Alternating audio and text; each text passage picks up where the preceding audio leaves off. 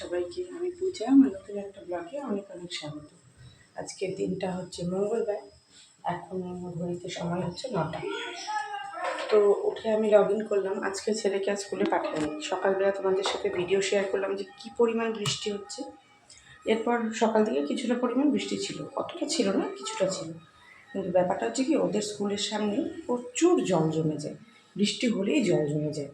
এখন অতটা জলে না পাঠানোটা আর ভালো লাগছে না। প্রচুর বৃষ্টি হয়েছে আজকে, মনে হচ্ছে যেন একদম আকাশ ফুটো হয়ে গেছে, এত বৃষ্টি হচ্ছে, যার কারণে আজকে আর পাঠাইনি। তো এখন এই যে ব্রেকফাস্ট করতে এসেছি, তা আমি এদিকে লগ ইন করলাম, এদিকে এখন টিফিনের প্রিপারেশনটা নিচ্ছি। বসালাম চা, আর এদিকে বসাচ্ছি এখন চিড়ের পোলাও বসাবো। আমার ছেলে চিড়ের পোলাও খেতে একেবারে ভালোবাসে না, তো ওর জন্য না চিড়েটাকে ভিজিয়ে এখানে সুজি দিয়ে রেখেছি। এর দুটোকে একসাথে পেস্ট করব, করে তারপর সবজিগুলো অ্যাড করে প্যানকেক বানাবো। আর এদিকে আমি গরম তেলে তোমার আদা বাটা না, আদা কুচি দিয়ে তারপর বাদামটাকে দিয়ে সুন্দর লাল লাল করে ভেজে নিলাম। কারি পাতা আজকে ছিল না, সেজন্য দিতে পারিনি। তারপরে এই যে কালকে সবজিগুলো সব কেটে রেখেছিলাম, গাজর, বিট, ক্যাপসিকাম, আলু সব দিয়ে সুন্দর করে এটাকে ফ্রাই করে নিচ্ছি। আর এদিকে ছেলের খাবারটাও রেডি করছি। এই যে চিড়ের পোলাও হয়ে গেছে আমার রেডি একেবারে, চাও হয়ে গেছে। চা নিয়ে গিয়ে দেখি ছেলে আমার অর্ধেক বিছানা তুলে রেখেছে, তাই আমি বাকি বিছানাটাও তুলে নিলাম। আমি ভাবলাম চাটা একটু থাক, একটু বাদেই খাই, এমনিতেও আমি চাটা ঠান্ডা করেই খাই। তাই এই যে সুন্দর করে বিছানা চাটাকে পেতে নিলাম টান টান করে। এবার বিছানা একবারে ঠিক করে নিয়ে বসে তারপর সুন্দর আরাম করে চা খাবো আর কাজ করব। এই যে ছেলের খাবারটা করে দিচ্ছি, আর ছোটো ছোটো প্যানকেক করলাম না, বড় বড় করে চিড়ার মধ্যেই করে দিচ্ছি। আজকে আমার কাছে বাটার ছিল না, তাই সাদা তেল দিয়েই করে দিচ্ছি। আর টিফিন আজকে স্কুলে যায়নি, তো এখন বসে বসে পড়ছে, না হলে পরে এদিকে আমি কাজ করছি। বৃষ্টি হোক, রোদটা উঠলে এত গরম লাগে। স্নান করে আসলাম, এই যে 1টা বাজে, এখন আবার কাজে বসবো। ছেলেকে স্নান করলাম, আমিও স্নান করলাম, কিছু কাছাকাছি ছিল সেগুলোও করলাম, এবার কাজে বসবো। দুপুরে এই যে আলু ভাজা পটল ভাজা দিয়ে ভাত খাচ্ছি। ডাল ছিল, আমরা কেউ ডাল খাই না, সেজন্য নেওয়া হয়নি। ছাদে আসলাম একটু ডাল খেতে। আর এই যে রোজকার মতো ছেলে সাইকেল চালাচ্ছে আর আমি ঘুরে বেড়াচ্ছি।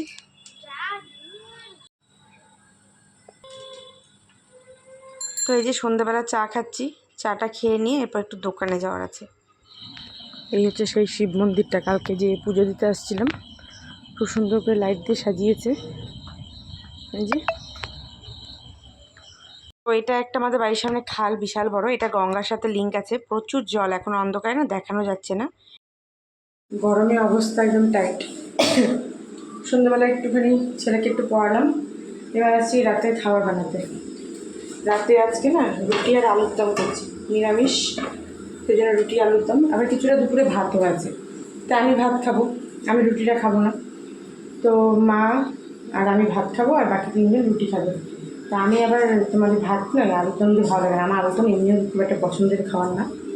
তো সেজন্য আমার জন্য একটু ভাত ভাজা করছি, একটুখানি আলু দিয়ে দাও দেখাচ্ছি। দেখো মানে একদম কম তেলে করছি, তো যার জন্য ঢেকে ঢেকে করছি। একটু সয়াবিন দিলাম ছোটো ছোটো করে, একটু টমেটো, একটু ধনে পাতা, একটু আলু দিয়ে এটার মধ্যে ভাত দিয়ে ফ্রাই করবো। গোটা জিরা ফোড়ন দিলাম, বেশ ভালো লাগে খেতে। এবার করে দেখো, নিরামিষের দিন খুব সুন্দর লাগে খেতে, একটা অন্যরকম। আর এখানে আলুগুলো সেদ্ধ করে রাখছি, আলুর দম করবো। টমেটো কিছুটা কুচুনো নিলাম, আর এখানে মশলা পেস্ট করলাম, আদা, জিরে আর টমেটো, ব্যাস। এবার বসাবো, এটা নামিয়ে তারপর এটা করবো। রুটি বানিয়ে রাখলাম, রুটি বানানো হয়ে গেছে আগে। এখন ভাতটাকে দিয়ে এটাকে সুন্দর করে ফ্রাই করতে, এত সুন্দর এটা খেতে হয় না, একদিন করে দেখো কেউ, মানে বেশ ভালো লাগে খেতে। নিরামিষের মধ্যে তো পেঁয়াজ দেওয়া যায় না, খুব সুন্দর লাগে খেতে, আমার তো খুবই ভালো লাগে। অনেকদিন বাদে এরকম করে করে আমি খাচ্ছি। ঢেকে ঢেকে করলাম বলে যার জন্য তেলটা অনেকটা কম লাগলো।